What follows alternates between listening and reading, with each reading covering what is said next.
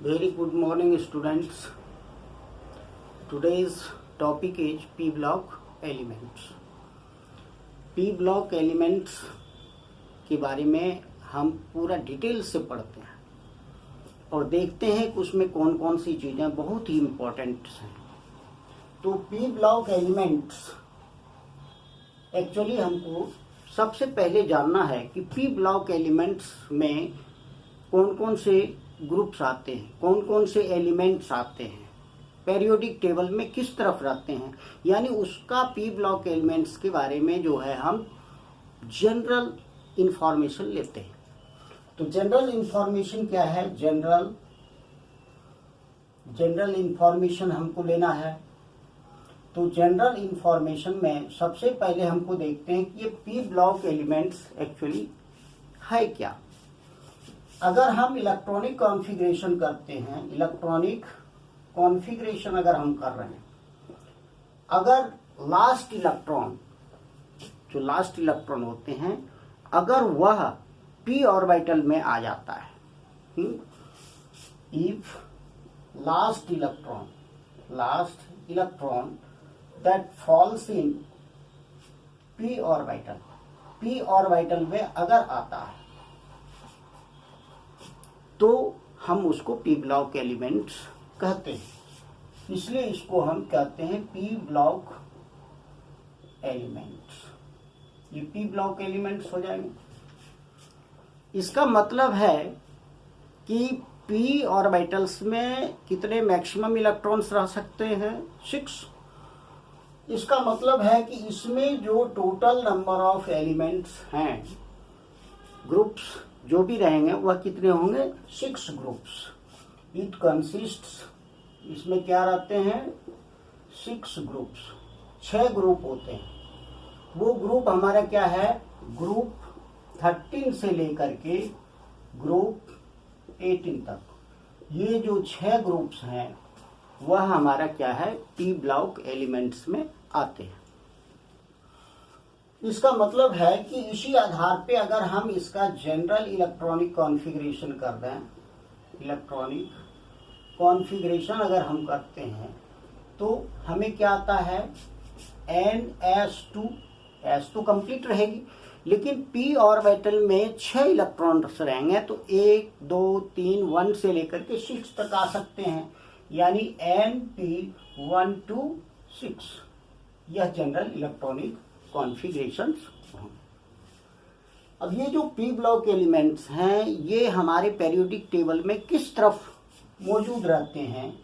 तो ये जो पी ब्लॉक एलिमेंट्स है यह एक्सट्रीम राइट में होते हैं, extreme right corner of modern periodic table. Modern periodic table के जो राइट साइड के कॉर्नर्स हैं उसमें मौजूद रहेंगे, क्योंकि लास्ट हमारा ग्रुप्स है 18, तो ग्रुप 13 से 18 से इसका मतलब यह राइट साइड के कॉर्नर में ही मौजूद होगा। अब इसमें जो भी एलिमेंट्स आते हैं इसका जो नेचर होता है इसको कहते हैं मिक्स्ड ब्लॉक। ये है मिक्स्ड ब्लॉक एलिमेंट, इसको हम मिक्स्ड ब्लॉक भी कहते हैं, मिक्स्ड ब्लॉक एलिमेंट्स। क्यों कहते हैं? क्योंकि हम देखते हैं कि अगर एस ब्लॉक है तो उसमें एक ही कैटेगरीज के मेटल्स रहते हैं, एक ही कैटेगरीज के नेचर के जो है एलिमेंट्स रहते हैं। उसी तरह से डी ब्लॉक है, उसमें एक ही कैटेगरीज के रहते हैं। लेकिन इस पी ब्लॉक में हम इसको मिक्स्ड ब्लॉक इसलिए कहते हैं कि इसमें क्या होते हैं? नॉन मेटल्स भी होते हैं, इसके साथ साथ मेटल्स भी रहते हैं इसमें, साथ ही साथ मेटलॉइड्स भी रहते हैं। मेटलॉइड्स जैसे नॉन मेटल्स हमारा क्या कर सकते हैं? जैसे मान लिया हमारा है कार्बन है, नाइट्रोजन है, ऑक्सीजन है, फ्लोरीन है, क्लोरीन है, ये सारी क्या है? हमारे नॉन मेटल्स, ये इसमें मौजूद रहते हैं। साथ ही साथ इसके साथ साथ मेटल्स भी रहते हैं। जैसे मान लो एल्युमिनियम है, गैलियम है, बिस्मथ है, ये सारी क्या है? मेटल्स है। एल्युमिनियम, गैलियम, बिस्मथ, ये सारे है ना, टिन, ये सारी क्या है मेटल्स। इसके साथ साथ इसमें क्या होते हैं, कुछ ऐसे एलिमेंट्स होते हैं जो मेटलिक और नॉन मेटलिक यानी मेटल वाइट नेचर के भी रहते हैं। जैसे मान लिया बोरन हुआ, सिलिकॉन हुआ, जर्मेनियम हुआ, इस तरह से बहुत सारे एलिमेंट्स रहते हैं। Boron, silicon, germanium, arsenic, antimony, ये सारे इस तरह से ये क्या है हमारे मेटल वाइट्स। तो इसमें तीनों तरह के जो है नेचर के एलिमेंट्स मिलते हैं, इसलिए मिक्स्ड ब्लॉक भी कहा जाता है। ठीक है, अब हम क्या देखते हैं कि ग्रुप 13 टू ग्रुप 18, तो ग्रुप 13 और ग्रुप 14 ये हमारा क्या है, हमारा +1 जो सिलेबस है उस +1 में एक्चुअली पढ़ चुके हैं। अब हम जो पढ़ना चाहते हैं वह क्या है, ग्रुप 15 से लेकर के ग्रुप 18 तक, ये जो है +2 में आते हैं, +2 के सिलेबस में। तो सबसे पहले हम एक ग्रुप को देखते हैं, ग्रुप 15 को आज मैं शुरू करने जा रहा हूं। अब इसको मैं मिटा दूं।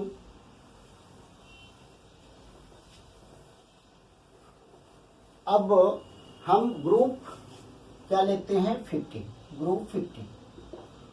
अब ग्रुप 15 एक्चुअली क्या क्या एलिमेंट्स आते हैं इसमें, उसमें आते हैं नाइट्रोजन, फास्फोरस, आर्सेनिक, एंटीमनी और बिस्मथ। ये एलिमेंट्स क्या होते हैं, ग्रुप 15 में होते हैं। और इसमें ये जो दो हैं नाइट्रोजन, फास्फोरस, ये हमारी क्या है, नॉन मेटल्स। ये दोनों क्या है, मेटल वाइट्स। और इसमें ये क्या है हमारा मेटल। ये ग्रुप 15 में है। इसलिए फर्स्ट एलिमेंट हमारा क्या है, नाइट्रोजन, इसलिए इसको हम नाइट्रोजन फैमिली भी कहते हैं, नाइट्रोजन फैमिली। और साथ ही साथ यह क्या है, जो गैस है, यह गैस उसके आधार पे, यानी it does not support life को सपोर्ट नहीं करता है, इसलिए इसको हम पी निकोजन फैमिली भी कहते हैं, पी निकोजन फैमिली।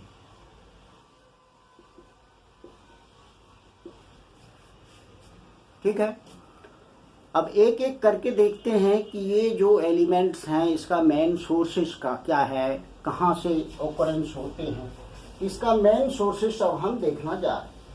तो मेन सोर्सेस पहले हम देखते हैं नाइट्रोजन का।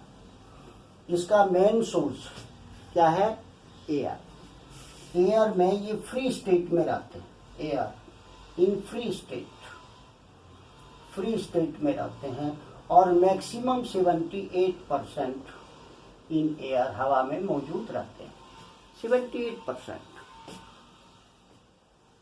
साथ ही साथ यह कुछ कंपाउंड के रूप में भी रहते हैं, कंपाउंड फॉर्म में। ये कंपाउंड फॉर्म में किस रूप में रहते हैं, कंपाउंड फॉर्म में। ये कंपाउंड फॉर्म में क्या रहते हैं, नाइट्रेट के रूप में, जैसे सोडियम नाइट्रेट, जिसको हम चिली साल्ट पीटर भी कहते हैं, चिली साल्ट पीटर। उसी तरह से पोटासियम नाइट्रेट, इसमें भी नाइट्रोजन रहते हैं, इसको हम कहते हैं इंडियन साल्ट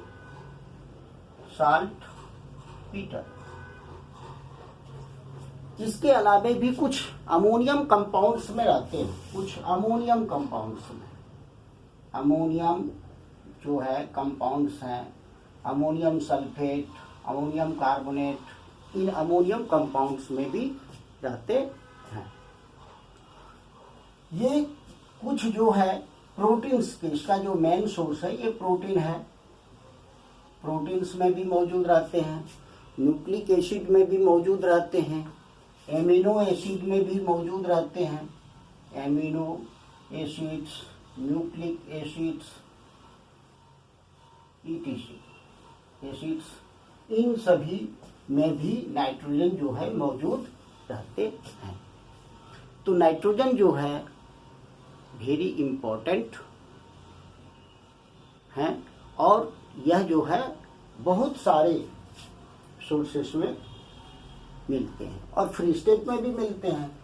लेकिन जैसे ही हम फास्फोरस को देखते हैं, ये फास्फोरस जो है यह क्या होते हैं, यह रिएक्टिव होते हैं, मोर रिएक्टिव,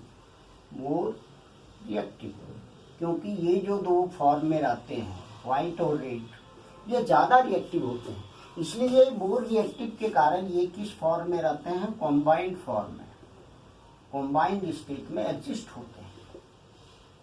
ये जनरली हमारा जो है एपेटाइट फैमिली उसमें मौजूद रहते हैं। It is mainly found in apatite family, apatite family. अब एपेटाइट में भी बहुत सारे होते हैं, फ्लोरोएपेटाइट, क्लोरोएपेटाइट, है ना। तो क्लोरोएपेटाइट, फ्लोरोएपेटाइट, जैसे फ्लोरोएपेटाइट, ये क्या हुआ, कैल्शियम फॉस्फेट। इसके साथ साथ इसमें एक कैल्शियम का फ्लोराइड भी रहते हैं, CaF, ये फ्लोराइड का। उसी तरह से अगर हम क्लोरोएपेटाइट ले लें तो उसमें ये तो सेम रहेंगे, इसमें CaCl2, हाइड्रोक्सी उसमें भी ये तो रहेंगे ही, साथ साथ क्या रहेंगे, कैल्शियम हाइड्रोक्साइड, इस फॉर्म में भी रहते हैं।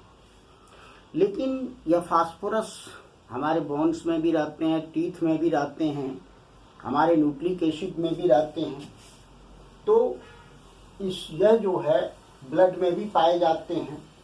तो फास्फोरस जो है अदर सोर्सेस क्या है, अदर सोर्सेस हमारा क्या है, टीथ है, बोन्स है, ब्लड है, इसके अलावे भी बहुत है, न्यूक्लिक एसिड है, न्यूक्लिक एसिड्स, ये जो है सोर्स फास्फोरस के हैं, बहुत ज्यादा सोर्स हैं।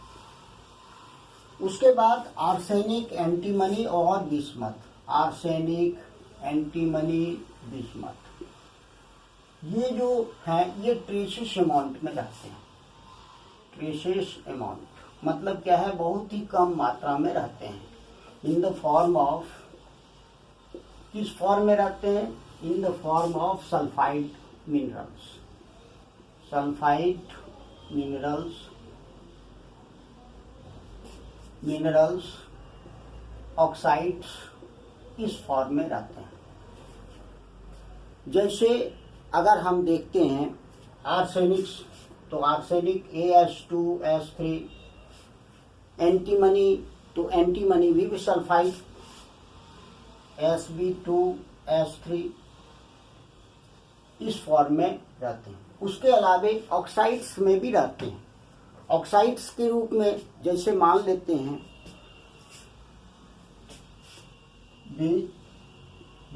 Bismuth oxide, BiO2, bismuth oxide,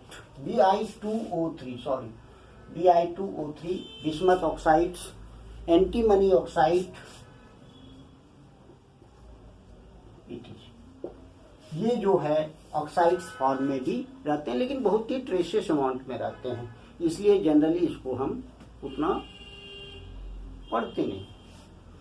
अब इसके आगे हम चलते हैं इलेक्ट्रॉनिक कॉन्फ़िगरेशन के बारे में। ये तो हमारा हो गया सिंपल इंट्रोडक्शंस और ऑकरेंस, सोर्सेस।